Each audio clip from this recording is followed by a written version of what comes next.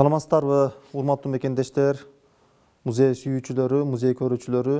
Шартка байланыштуу музейге сиздер келбестен музей үйүңүздөргө барат. Анда эмесе бүгүнкү ошол музей сүйүүчүлөрүнө арналган экскурсиябызды баштайбыз.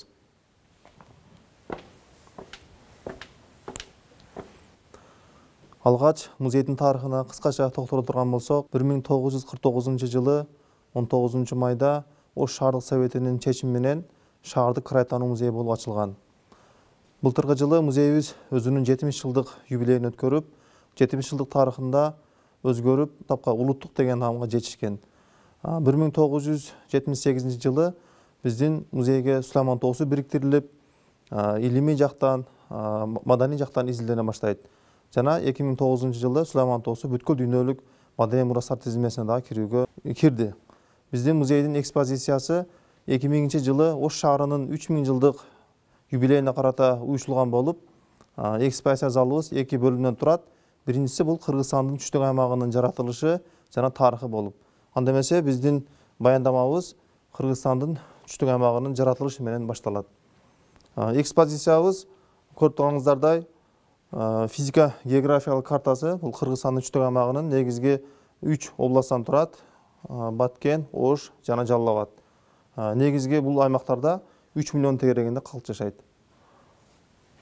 18-кылдын аягы 19-кылдын башында Улуу Орус империясынын падышасынын буйругу менен биздин аймакка ар түрдүү багыттагы, тармактагы илим бозор келе баштайт. Биздин Кыргызстандын түштүк аймагынын флора жана фаунасын изилдөөгө орустун окумуштуулары Мушкетов, Фетченко жана Северцевтер башчылык кылышкан. Алардын өмүр баяндары жана биринчи жолу китепке түшүрүлгөн илимий эңбектери бул жерде камтылган. Кыргызстан Орто Азиядагы эле эмес, дүйнөдөгү жаратылыш эң кооз өлкөлөрдүн катарына кирип, бул жерде эң кооз жерлерибиз Нарын дарыясы, Сары Челек көлү жана Тянь-Шань тоолорун көрүп турасыздар. Советтер Союзу мезгилинде биздин флора фаунабызды изилдеген Муса Адышев, Курманалы Матикеев жана Биймирза Айтиевич. Бул диарамада Биймирза Айтиевичтин омурткачсыздар коллекциясы чагылдырылып, дүйнө жүзү боюнча миллионго жакын түрлөрү болсо, Кыргызстанда 100гө жакын түрлөрүн изилдеп, биздин музейге атайын мындай катырылган түрдө коюлган. Биздин түштүк аймактын климаты кескин континенталдуу, жаз айларынын акырынан күз айларынын ортолугуна чейин күн ысык болот. Ар бир жылдын 4 мезгили бири-биринен кескин айырмаланып турат. Кыргызстандын түштүк аймагынын геологиялык картасы негизинен бул Ферган өрөөнүнүн эң чыгышындагы, Ферган өрөөнүнүн башатындагы десек дагы болот. Бизди Чаткал, Түркүстан, Чоң Алай, Памир, Кичи Алай тоо кыркалары курчап турат. Жана бул бөксө тоолор жана түздүктөрдүн башталышы. Бул жерде Ферган өрөөнүн суу каптап турганда, мында миллиондогон жылдар мурдагы ошол суунун астындагы таш бетине катып калган өсүмдүктөрдүн, жаныбарлардын сүрөкөттөрүн көрүп турасыздар. Топурактын түрлөрү биздин аймакта негизинен 7 түрдүү топурак изилденип, ошол топурактын бул жерде 4 түрүн көрүп турасыздар. Деңиз деңгээли жогорулаган сайын топурактын да курамы өзгөрүп, эң жогорку катмарында бул дыйканчылыкка иштетилүүчү катмар болуп эсептелинет. Кыргызстандын түштүк аймагы кен байлыктарга дагы аябай бай. 1985 жылга чейин 100дөн ашуун геологиялык чалгындоолор кен катар мамлекетке өткөрүлүп келген. Бул жерде минералдык, курулуш материалдары, алардын породалары орун алган. Жана баалуу таштар, мраморлор, мрамордун 3 түрүн көрүп турасыздар. Кара мрамор, сары мрамор жана ак мраморлор. Андан сырткары биздин өсүмдүктөр жана жаныбарлар дүйнөсү дагы аябай бай. Бул жерде кызыл китепке киргизилген кээ бир жаныбарларды көрүп турасыздар. Кыргызстанда негизинен токойлор 3 түргө бөлүнөт: арчалуу, жаңгак жана аралаш. Бул жерде дүйнөдөгү аянты боюнча эң чоң болгон Арсланбаптагы жаңгак токойуну көрүп турасыздар. Жана арчалуу, аралаш токойдун түрлөрү. Дүйнөдө өсүмдүктөрдүн 3000ден ашуун түрлөрү изилденген болсо, Кыргызстанда алардын 1,5 жагыны табылган.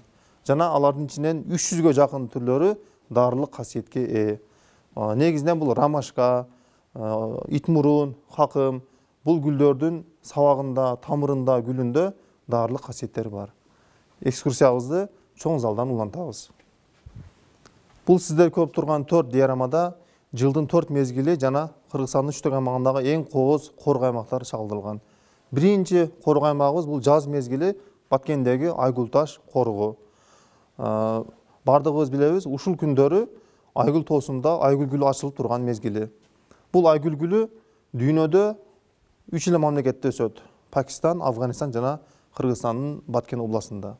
Айгүл гүлү 7 жыл же 9 жыл дегенде ачылып, жылына бирден гүлдү кош турат. Демек, ачылган гүлүнө карап туруп, ал гүлдүн жашын дагы билсек болот экен. Жана гүл ачылганда 7 күндөн 10 күнгө чейин гана ачылып турат.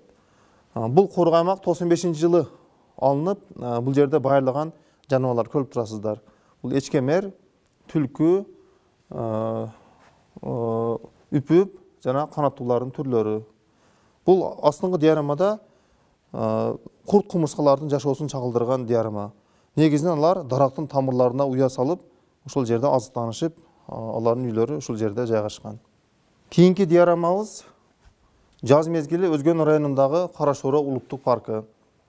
Бул парктын негизги максаты уникалдуу арчалардын сактап калуу, кыйылууларын сактап калуу жана аларды өстүрүү. Бул жерде дагы ошол жерди байырлаган канаттуулардын дүйнөсүн көрүп турасыздар. Үчүнчү диарамабыз Сарычелек биосфералык корго күз мезгили чагыртылган. Бул көл деңиз деңгээлинен орточо 2000 метр бийикте жайгашып, аябай айлана тегереги кооз болуп, ЮНЕСКОнун коруктар тизмесине дагы катталган. Жана ал жерде байырлаган жапайы канаттуулар, өрдөк, аккунастарды көрүп турасыздар.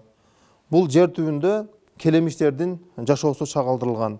Келемиштер дагы жер астында атайын ушул тамырлардын жана жердин астында курулуп, атайын өзүнүн ошо тамагаштар туруучу жери жана бул жерде таштандыларды дагы атайын бул жерге чыгарып коет экен. Демек, келемиштер дагы таза жаныбарлар катарына кирет. Акыркы диарамабыз кыш мезгилде чагыртылган Чоңала кыркатоолорундагы Апшырсай улуттук паркы. Бул парк деңиз деңгээлинен орточо 5000 метр бийикте жайгашып, ал жерде дүйнөдө сейрек кездешүүчү жаныбарлар байырлайт. Алардын бири бул ак илбирс. Ак илбирс Кыргызстанда 700ге чейин гана калган. Бул жерде сакалдуу жоору, бүркүт жана улар кушу. Бул картада Кыргызстандын үчтөк аймагындагы кызыл китепке киргизилген өсүмдүктөрдүн, жаныбарлардын түшүрүлгөн картасын көрүп турасыздар. Ал эми бул диарамада табигый илимдердин арасынан эң жашы болгон экологияга арналган. Экология илими 20-кылымдагы адамзат коомунда илим техниканын өнүгүшү менен жаратылышка болгон, кембайлыктарга болгон эсепсиз пайдаланган натыйжасында пайда болгон илим бул жаратылыш кырсыктарын же жаратылыштын алдын алуучу илимдердин бири деп эсептелинет. Бул сүрөттөрдө ошол завод-фабрикалардан чыккан түтүндөрдүн кесепетинен, токойлордун эсепсиз кыйылууларынын айынан жер көчкүлөрү, суу ташкындары, кургакчылыктардын немесин көрүп турабыз. Бул Манас эпосунда дагы, ата бабаларыбыздын жашоо шартында дагы бул табигат менен таттуу мамиледе жашоого мүнөдөлгөн. Дайыма бул ар бир адам өмүрүндө дарак отургузуп, үй салып дегендей тазалыкка көңүл буруп, дайыма өзүбүздүн айлана тегерегибизди таза сактоого дегенге бул чакырыктар эсептелинет. Бул жерде Кыргызстандын кызыл китеби жана бул китеп ар 5 жылда жаңыланып турат. Кызыл китепке киргизилген Эдельвейс жана Дивесил гүлдөрү дүйнөдөгү эң сейрек кездешүүчү гүлдөр. Бул диарамабызда Кыргызстанда эле эмес, дүйнөдөгү эң кооз жаратылышы болгон Арсланбаптагы жаңгак токою жана ал жердеги 2 шаркыратма. Биринин узундугу 20 метр болсо, экинчиси 200 метрге чейин жетет. Ушуну менен биздин Сулайман Тоо улуттук тарыхый археологиялык музей комплексинин жаратылыш бөлүмүнө экскурсияны аяктадык.